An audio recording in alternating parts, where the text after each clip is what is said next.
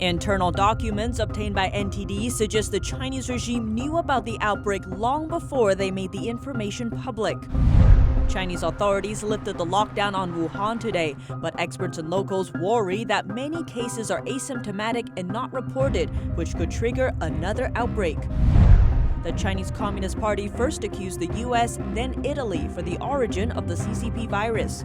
近来，美国一些政客把新冠病毒同中国相联系，这是对中国搞污名化。 So who is to blame? Patient zero in 19 countries reveals. At a press briefing on Monday, President Trump questioned a reporter if she works for China. What's this media's link to Beijing? Ireland joins a list of European countries to receive faulty medical gear from China, saying 20% was unusable, costing the country millions. Welcome to China in Focus. I'm Tiffany Meyer. Documents from a Wuhan CDC obtained by NTD appear to show the regime was worried about fever patients at least 8 days before human-to-human transmission was made public. Checking for fever is the most common way to quickly screen patients for CCP virus. The January 12th report shows the CDC asking all hospitals and medical centers in the district to record how many fever patients visited them. A former Chinese doctor tells us this is an unusual request and only happens when there is suspicion of a contagious disease in the area.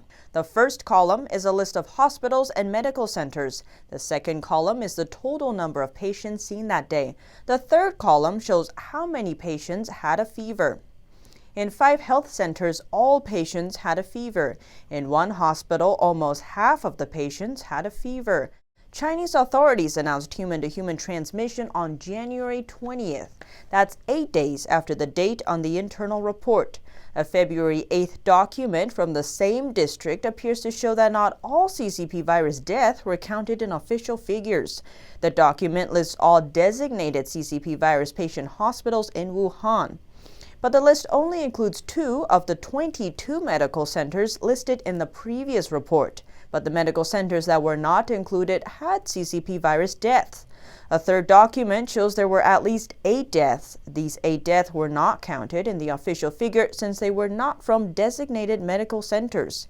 This is just a snippet of information because we don't have all the internal papers. Wuhan is set to lift its lockdown on April 8th, but experts estimate that area currently has at least 10,000 to 20,000 asymptomatic people. The Chinese regime does not count asymptomatic patients, those who are infected but show no symptoms, as confirmed cases. The chief expert at Wuhan University's Department of Respiratory and Critical Care Medicine says asymptomatic patients are 0.15% to 0.3% of Wuhan's total population. That would mean around 10,000 to 20,000 people. The number of asymptomatic patients in other countries look to be much higher, leading many to question if Chinese authorities again are covering up the real figure. In Italy, 60 people went to donate blood in a small town in northern Italy. Out of these 60, 40 tested positive for the virus. None of these people had symptoms and all thought they were fine and had been going about their lives as normal before then.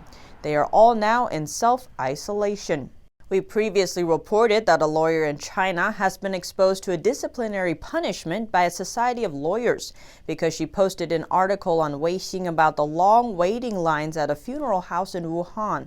She wrote in the article, "I hope that all people who committed malpractices in this epidemic will be brought to justice as soon as possible and get the punishment they deserve."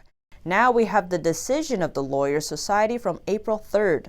The wording is very similar to the warning to Dr. Li Wenliang, whistleblower of the epidemic, who was silenced by Chinese authorities and later died from the virus. Dr. Li was accused of spreading untrue information and disturbing the order of society severely. This lawyer was accused of making known of unproven phenomena, publishing inappropriate speech, and spreading and provoking dissatisfaction with the government. A netizen wrote, "Under the reign of terror, everyone loses freedom of speech." In Latin America, Brazil is the country hardest hit by the virus, with over 12,000 infections and over 500 dead. A Brazilian minister wrote on Twitter on Saturday, the new virus might help China dominate the world. He wrote, from a geopolitical perspective, who will become stronger from the global crisis? Adding, China is the source of the virus outbreak. The tweet has since been deleted. China's ambassador to Brazil responded on Monday, demanding an apology. And in southern China, residents fearing for their lives, and some areas on lockdown again. NTD Xu Wenrong has more. A video has been circulating online showing what appears to be a village in southern China, with its shops and schools closed due to an outbreak. On April 4th, the Chinese regime's National Health Commission claimed that Guangdong province confirmed new cases, but said the virus was imported from elsewhere. A netizen commented, it said the outbreak is more serious than Wuhan, adding, but the authorities are ready to put the blame to the Africans who've just arrived in Guangzhou. A local business owner told us that since April 4th, they've started to close down some areas in Guangzhou City again because of an outbreak. The interviewee's voice has been distorted to protect his identity. I've been closed for 2 months. Now I'm finally open again, and this happened. The roads aren't open, and the roadside snack bars aren't allowed to open. Mr. Zhou said a couple who own a restaurant were diagnosed with the CCP virus after they showed symptoms. Temperature checking at all entrances is very strict. Going out, we wear a high protection N95 mask. The closures have caused fear among the residents. Now that the epidemic has reached our area, who isn't afraid? Basically, nobody comes out now. Those who come out to do business are risking their lives in order to earn some money. Mr. Zhou said even though businesses were forced to close for 2 months, owners still need to pay rent. It's a major loss, but the government won't give any subsidies. I'm selling vegetables. My business isn't going well. Now many people don't dare to go out and buy food. When they do come out, they buy food for a week. Could you say the situation isn't serious? Reporting by Xu Wenrong, NTD News. After 76 days of isolation, Wuhan has lifted its lockdown. But experts and locals worry it could lead to a second wave of virus outbreaks. For 11 weeks, millions of people were trapped in Wuhan, China due to the outbreak. Today, they are allowed to leave. The lockdown was lifted midnight Wednesday. Local officials have been reporting minimal new cases for weeks and 0 deaths on Monday. But a video posted to social media on Monday shows people with full protective gear carrying a body bag in the night. The netizen who posted the video wrote, in order to complete their task to have 0 infections, the neighborhood covered it up and did not report the death. They dealt with the body at midnight because they do not want to create panic during the day. Politics is above human lives. In a WeChat voice message posted online, a person said in Wuhan dialect that her friend works as a volunteer for a medical team supporting Wuhan. She warned people to be careful because the true situation is not as officials claim. 然后外面的那个无症状感染者也多，然后确诊的人也多，然后因为现在就是因为你去做任何检查，然后你隔离，然后你治疗全部都是自费啊，就不像原来最开始最简单的时候是国家付钱，现在全部都是自费，所以蛮多有的人就是家庭经济条件蛮差的，没得钱的人就不愿意去，然后就在外面瞎搞，所以还是形势蛮严峻。然后正是因为不报，所以蛮多人就是这种警惕性就少了。In an interview on Monday with state media, a Wuhan doctor warned there could be 10 to 20,000 infected people in Wuhan who are not showing symptoms, and these people can transmit the virus to others. He said people should still be cautious and avoid going out unless necessary. The interview has since been removed. A video on social media shows a famous tourist site in southern China packed with people, some without masks. Local authorities opened the site free of charge on Saturday, saying they want to revive tourism. The authorities later said on Sunday that the site reached its capacity, 20,000, and would not admit any more people. Despite concerns of asymptomatic cases, Chinese media Beijing Daily News said today Wuhan's lockdown is lifted. 276 trains will depart to other cities in China. Ticket pre-sales show 55,000 passengers plan to leave Wuhan on Wednesday. In addition, the local aviation administration said over 200 planes will take off on Wednesday, carrying 10,000 people from Wuhan to other parts of China. Penny Zhou, NTD News. The Chinese regime has been accusing first the U.S., then Italy of the origin of the CCP virus. But patient zero in multiple countries, all found to have close ties with Wuhan. NTD's Juliet Song reports. The Chinese regime has been busy pushing a disinformation campaign. Its goal? To shift blame from the origin of the virus away from China. Recently, some U.S. politicians have linked the novel coronavirus to China. This is smearing China. We are very angry and strongly opposed to it.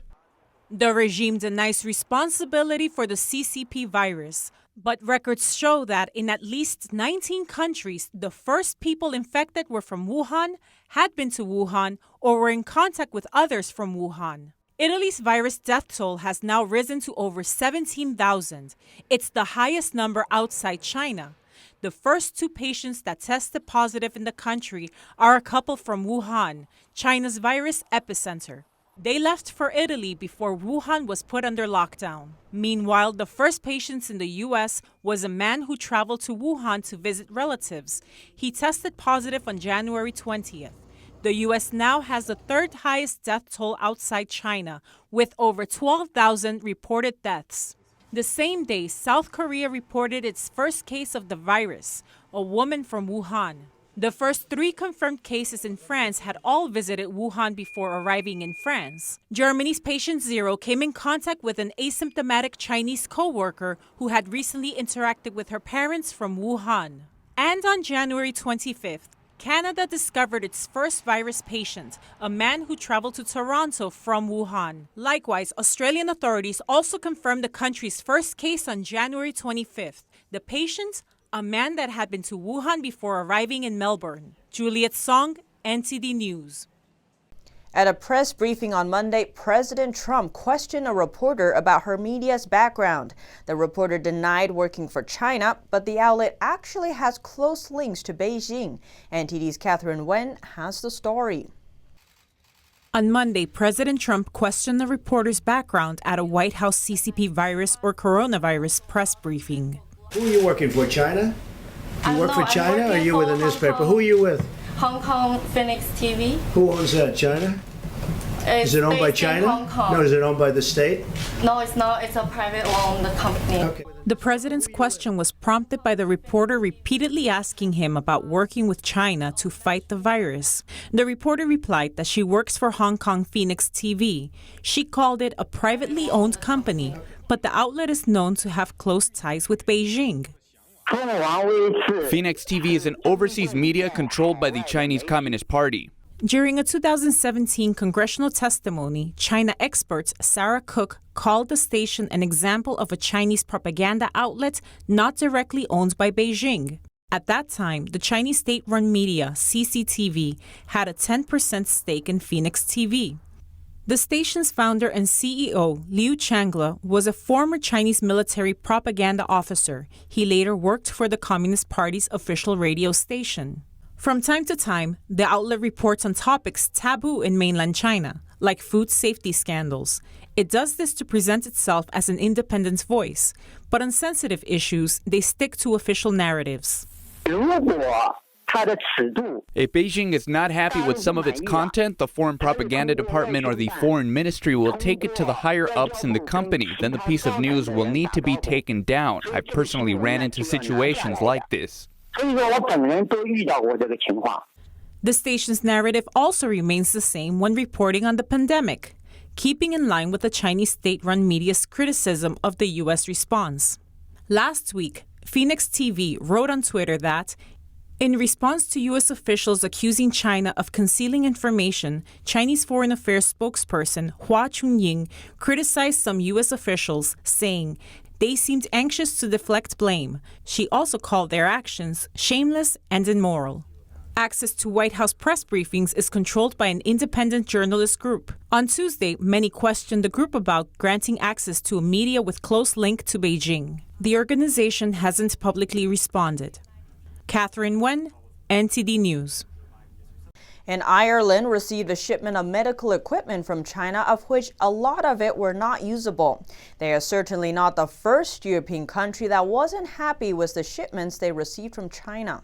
Last weekend, Ireland received a consignment of personal protective equipment. 20% of the items were unusable in treating the CCP virus because they didn't meet Irish Health Service requirements. Another 15% were deemed acceptable for use, but only if a preferred product is not available. This category alone is worth over $4 million. The Health Service said they don't want any further deliveries of this kit as part of their ongoing order.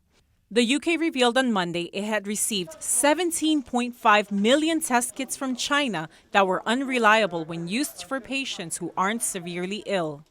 Professor John Bell, coordinator of coronavirus testing for Public Health England, said they see lots of false negatives and false positives when screening patients with the Chinese test kits. Before this, the Czech Republic had said up to 80% of the 150,000 virus test kits they had bought from China were faulty. The Trump administration and the Department of Homeland Security in the fight against the CCP virus, officials and various agencies across the U.S. working to bring things under control. The most recent effort, a new deal with mask maker 3M. President Trump on Monday announced the White House has reached an agreement with manufacturing giant 3M for the delivery of an additional 55.5 million high-quality face masks each month. The deal comes after President Trump invoked the Defense Production Act. Not happy with the amount of N95 masks the company was delivering from the American factory stationed in China, posting in a tweet, "We hit 3M hard today after seeing what they were doing with their masks," referring to reports that they were exporting many of their masks to other countries. In addition to the deal with 3M, FEMA has committed to spend nearly $4.1 billion on its virus response, the Federal Emergency Management Agency, flying in medical supplies from across the world. Last week alone, millions of gloves, masks, and gowns were brought into the U.S. Over 10 flights and 23 more are scheduled through April 18th.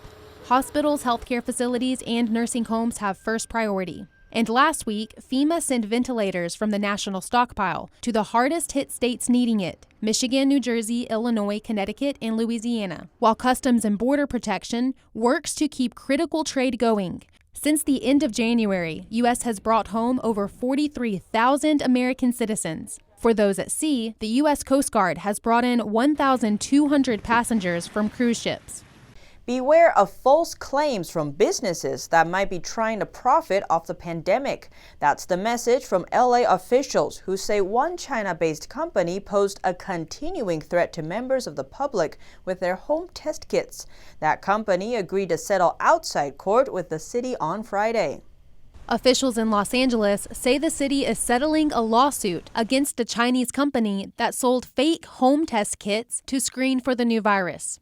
Yacon Genomics advertised its one-step kit for $39, saying it would take just 15 minutes to use, even claiming it was FDA approved. LA City Attorney Mike Fewer, however, says the FDA has not approved any home test kits for the virus. The Chinese-based company agreed to a settlement on Friday. It has to stop advertising and selling test kits and refund anyone who's already bought them. Fewer says several companies have been trying to profit off the new virus. One company selling vitamins online, saying they can prevent people from getting the virus. Or Norwegian Cruise Lines, whose employees told customers that traveling to warmer climates was a safer way to travel and might not endanger them. President Trump asking Congress today to authorize an extra $250 billion in relief funds for small businesses struggling amid the outbreak. Senate Majority Leader Mitch McConnell hopes to approve the funding in the Senate on Thursday. The president asking Congress on Tuesday to provide an additional $250 billion in relief funds to small businesses hit hard by the pandemic. The funds would add to the $349 billion in forgivable loans to small businesses as part of the historic $2.3 trillion stimulus package. President Trump saying the increase is necessary to make sure the funds don't run out. And by the way, we're going to be going for, it looks like, a very substantial increase in the number because we'll be running out of money pretty quickly, which is a good thing in this case, not a bad thing. Small businesses, independent contractors, people who are self-employed, and charities are all eligible if they meet the program's requirements. Over half of the U.S. workforce is employed by small businesses. My administration will continue to take the boldest action in history to bring immediate relief to the small businesses. So when we open up in a hopefully very short period of time, we're back into business. That's what. On March 27th, the president signed the CARES Act, which includes the Paycheck Protection Program, primarily designed to keep employees on the payroll throughout the crisis. The U.S. Small Business Administration, SBA, will forgive the loans if employees are kept on the payroll for 8 weeks. The money can also be used for costs like rent and utilities. As of today, SBA has processed over $70 billion in guaranteed loans, which is far greater than we would have ever thought at this time, I think, Steve. I don't think we ever had any number like that in mind. Senate Majority Leader Mitch McConnell saying he will work with Treasury Secretary Mnuchin and Senate Minority Leader Charles Schumer in hopes of approving the funding in the Senate on Thursday. And an update on the hardest hit state in the U.S. New York saw its biggest jump in virus death, but signs of a plateau has the state thinking about how to restart the economy. NTD's Miguel Moreno has more. Optimism in New York on Tuesday with virus hospitalization rates going down. The governor said he sees signs of a plateau. This is the 3-day hospitalization rate. We tend not to look at any one day. Day to day, it's up somewhat, but if you look at the 3-day average, it's moving down.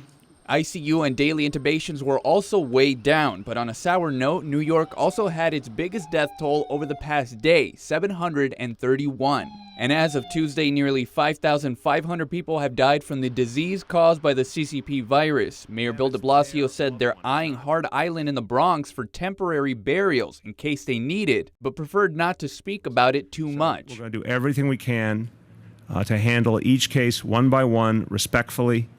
And we will be able to deal with whatever's thrown at us. But right now, I just want to leave it at that. To ensure enough beds are available for future patients, President Trump has allowed those who have tested positive to be treated on the USNS Comfort. The president, to his credit, moved expeditiously, called me back yesterday afternoon, said they would make the Comfort non-COVID. Cuomo said the state is now thinking of how to restart the economy. It's also looking to get antibody testing approved by the FDA to find out who has and hasn't had the virus. Miguel Moreno, NTD News, New York. The State Department is telling overseas Americans to find a way home sooner rather than later, or else they face getting stuck abroad. There are fewer commercial flights, and chartered flights won't always be possible. The State Department is telling all Americans living abroad to find a way home as soon as possible. That's if they don't want to get stuck overseas during the pandemic. Get off the fence. It's very simple. Get off the fence. These are individual decisions. People need to decide, am I going to remain where I am for an indefinite period of time, or do I want to go back to the United States? 46,000 Americans have already been repatriated from over 70 countries, but service won't be available forever. If someone decides to wait it out for a week or two before deciding, they might find that decision has been made. But the department isn't just helping Americans. It's also committing $225 million to bolster foreign health systems and support laboratories. That's on top of the roughly $274 million in funding we've already deployed to 64 countries across the globe. No country can match this level of generosity. Among a range of global initiatives, public service announcements about fighting the virus have also been translated and distributed in 50 languages. We're always looking for opportunities to partner with the private sector, one of the most powerful force multipliers of our nation. One example is a partnership in Nigeria to reach more than 1 million citizens per day with messages on how to stay safe during the pandemic. Some auto insurance companies are giving money back to their customers because people are driving less during the pandemic. Allstate says it will refund about 15% of premiums paid by customers in April and May for a total of $600 million. American Family Insurance says it's giving back about $50 per car for a total of $200 million. Both insurance companies say they are expanding coverage for customers who use their own vehicles to deliver food and medicine during the virus outbreak. It's unclear if other insurers will follow suit, but Progressive says it is exploring options. The pandemic is taking a physical and emotional toll on New York City's paramedics and first responders. Juan says he has never seen anything like this during his 17 years of service. China reported 0 deaths yesterday. It's the first time it's done so since the beginning of the outbreak, a magnificent milestone if true. But U.S. intelligence officials recently called suspect to China's reported virus figures. Just a few days ago in China, an entire city was put under lockdown to stop the spread of the virus. Officials have not yet released details on how many there are infected. Wuhan residents, where the virus first began, are still not allowed to travel to Beijing. In fact, many neighboring provinces also won't accept them because they don't believe the outbreak is under control there. Even state media and Chinese netizens aren't making much noise about 0 deaths. It's not even a trending topic on social media. The ruling Chinese Communist Party wants people to go back to work to support the economy. It plans to lift the lockdown in the epicenter, Wuhan, on Wednesday.